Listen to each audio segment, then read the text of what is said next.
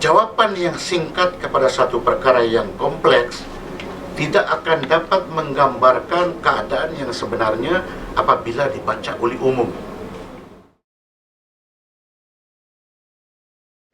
Saya memanggil press conference pada hari ini mengenai dengan persoalan sub judice yang saya buat keputusan 2-3 hari yang lalu, yang dipertikaikan oleh 2 ahli yang berhormat dalam Dewan, yaitu Gelang Patah dan 1 daripada Puchong. Respon saya pada ketika itu, saya kata, saya sekarang ini buat keputusan untuk didarkan kepada ahli-ahli yang berhormat yang bertanya 33 soalan. Kepada mereka yang bertanya dan saya tidak benarkan, saya kata saya akan edarkan saya punya jawapan secara bertulis. Kerana jawapan saya secara bertulis means kenapa saya buat decision sedemikian. Ada authority tertentu daripada keputusan-keputusan speaker yang lain di negara Commonwealth. Soal pokok ialah persoalan dia sama ada perkara yang berlaku di luar negara sekarang ini, yaitu di Amerika. Berlaku di luar negara sekarang ini, yaitu di Amerika. Bolehkah? Oleh kerana dia berada di luar negara, satu tindakan yang diambil oleh Attorney General di Amerika, civil suit menyaman kepada suatu syarikat yang bernama Granite. Syarikat itu berdaftar di Amerika. Dan dalam tuntutan tersebut ialah konon, dalam tuntutan tersebut, belum lagi ini pasti, konon, yaitu ada harta-harta sana yang hendak disita ataupun diambil oleh kerajaan, kerana harta-harta itu adalah kaitan dengan 1MDB. Maka apabila ahli yang berhormat di Malaysia dengar, dalam hal ini 33 orang ahli dengar, maka dia orang buat usul supaya perkara itu dibahas. Apabila kita mengatakan bahawa perkara itu dibahas, maka saya terpaksa sebagai speaker membuat keputusan. Terpaksa saya tengok kepada peraturan masyarakat. Dalam hal ini yang terlibat, yang perlu dilihat peraturan masyarakat 231G, peraturan masyarakat 362, peraturan masyarakat 211E. Peraturan masyarakat 231G mengatakan, dia ada 2 lim di sana. Sesuatu pertanyaan itu tidak boleh direka-reka bentuknya kalau ianya menggelincungkan tujuan yang sebenar yang mempengaruhi satu hal pembicaraan subjudis di mahkamah. Dan tidak boleh ditanya apa-apa perkara yang dalam timbangan mahkamah. Peraturan masyarakat 362 mengatakan bahawa sekiranya hal yang sedang dibicarakan di mahkamah itu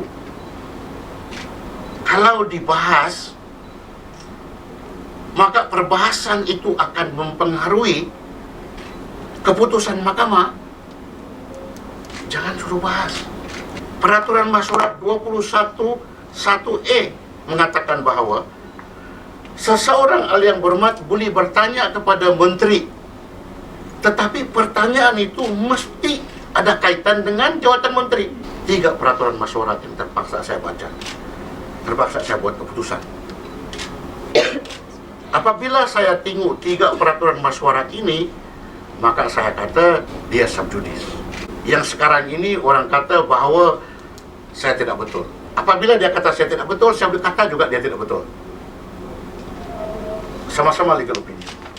Tetapi saya yang menentukan. Begini, kenapa saya kata dia subjudis, tidak boleh. Walaupun perkara itu berlaku di Amerika, yang Gelang Patah mengatakan Kalau berlaku di Amerika, kenapa itu sub judice applicable begitu negara jauh? Itu poin mereka. Pucung pun poin dia begitu. Why, Mr. Speaker? Why does this sub judice rule in Malaysian Parliament applicable in American land? My answer to that is, if that thing happen in American land, why do the wakil rakyat here in Malaysia want to bahas here in Malaysian Parliament? Why? Can you see the logic? If my sub judice rule decision is not applicable in America, just because that is a foreign land, why does the Malaysian MP want to bahas in di Dewan Rakyat? Why? The reason being that, because that factor of 1MDB, walaupun itu syarikat adalah syarikat yang didaftar di Amerika Serikat, oleh karena ada hubung kait dengan konon cerita ada harta 1MDB sana, itu sebab kenapa mereka mau bahas. Poin kedua, kalau saya benarkan untuk dibahas, bermakna menteri akan menjawab. Setiap jawapan menteri itu ataupun hujah ahli yang berhormat dalam Dewan Rakyat Parlimen Malaysia ini akan mendapat liputan yang besar. Malaysia kini akan buat, Malaysia hari ini akan buat, segala akibat akan buat liputan. Kalau kita sini boleh baca apa yang berlaku di Amerika instantaneously, tidak Amerika boleh baca apa yang berlaku di sini? Dia boleh baca kan? Boleh kan? Boleh. Okey. Dalam peraturan masyarakat 231G, dalam peraturan masyarakat 36.2, dalam peraturan masyarakat 211A, dia tidak ada mengatakan bahawa sub judice rule itu only applicable in your land. Dia cakap, kalau ahli yang berhormat dan peguam-peguam di luar sana mengatakan bahawa speaker itu zalim, dia menggunakan itu peraturan masyarakat tidak betul, dan ini 1MDB tidak harus dibahas. Tidakkah mereka ini ingat bahawa ada satu jawatan kuasa yang amat penting yang diberi nama sebagai Public Account Committee?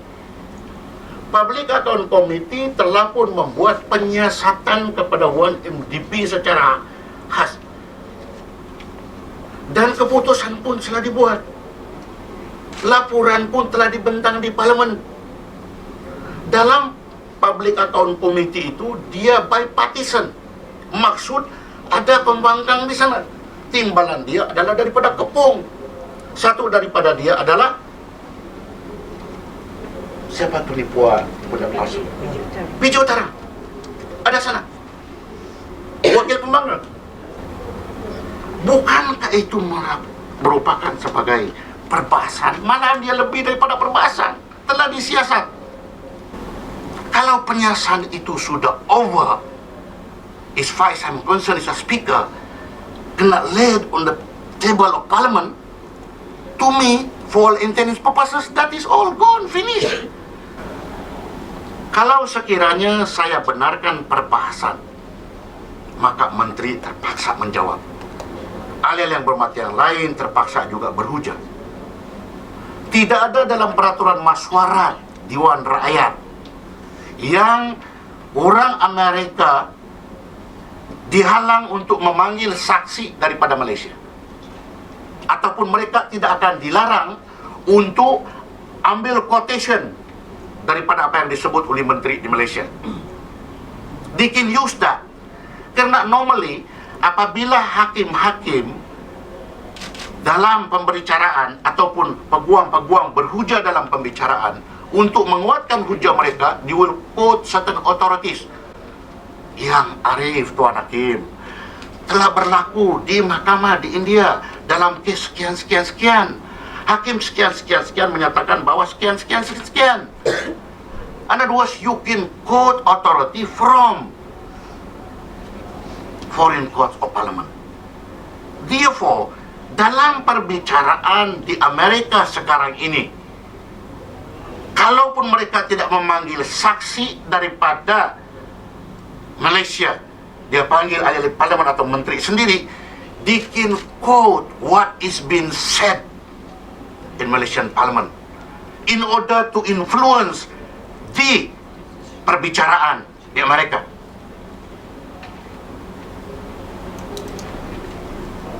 Bolehkah kamu paham ini? Kalau tidak, itu sebab jarang saya jawab. This is a complex matter, bukan pasal 2-3 paragraf dalam surat kabar. Atas sebab itu, saya tidak membenarkan dibahas, karena setiap hujah yang dibuat di sini boleh dibuat alasan untuk mempengaruhi pembicaraan di Amerika, walaupun dia foreign land. Jadi bermakna, kesimpulan saya ialah pendapat di luar sana, macam umpamanya peguam yang ekspat si Bari ini, itu pendapat dia, itu adalah pendapat mereka, dan ini adalah pendapat saya. Pendapat kamu adalah pendapat kamu, pendapat saya adalah pendapat saya. Tetapi kesimpulan saya, pendapat saya speaker, saya ada authority di bawah peraturan masyarakat 23.1G, peraturan masyarakat 36.2, dan peraturan masyarakat 21.1E. 21.1, pertanyaan-pertanyaan bolehlah diarahkan kepada menteri-menteri berkenaan dengan hal-hal yang dalam urusan jawatan mereka. Hal yang berhormat boleh tanya kepada menteri mengenai dengan hal-hal yang ada urusan dengan jawatan mereka. Kenapa harus tanya yang 32 orang ini? Kenapa tanya kepada menteri mengenai dengan hal di mereka? Tidak ada kena mengena dengan jawatan menteri untuk menjawab satu hal di mereka. Mereka bertanya oleh karena itu sahaja pertalian dia pasal 1MDB. 1MDB sudah pun disiasat dalam Public Account Committee. Hakikat yang sebenar ialah orang yang bercerita dengan usul ini adalah politik semata-mata. To keep alive that 1MDB issue. That is not my concern. I am a speaker. No. You see, it's nothing to do. Say for instance, orang sekarang bangkitkan dengan soal apa yang terjadi. Because apa yang terjadi di Amerika ialah Attorney General of America bring action, civil suit in rem kepada satu syarikat yang diberi nama sebagai Granite. You see, cuma dalam suit itu yang belum pun ditetapkan sekarang siapa menang dan siapa kalah, ialah konon ada harta-harta di situ yang dipunyai oleh 1MDB. Now, that is the question. So, if they direct that question to any minister, do you think that is their responsibility? Will be answering it? Outcome a bit so that they will not be able to. Yeah, because you see, because that is your responsibility. So, in other words, that one also is applicable in this matter. The only thing is I did not emphasize. Because I say sub judice, the reason being that anything that is said by a minister here can be quoted by those people. Ada pembicaraan di Amerika. So that will, in my opinion, dia akan melencongkan ataupun dia akan influence the outcome untuk pembicaraan. Now, if they are saying that I am not fair by not allowing that because that is very important, come on man, they have a Public Account Committee here that investigated 1MDB. Isn't that enough? Report is been submitted, concluded, bipartisan.